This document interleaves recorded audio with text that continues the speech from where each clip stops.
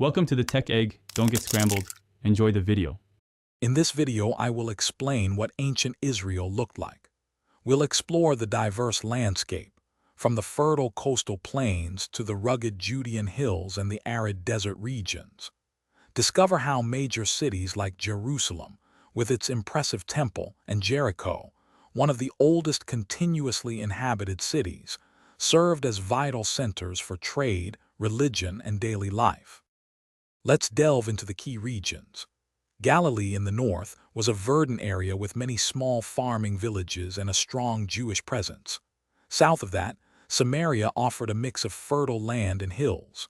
Further south, Judea was a more arid, mountainous region, home to Jerusalem and many important religious and political centers. The Jordan River was a vital artery, supporting life along its banks. Daily life revolved around family, community, and religious observance.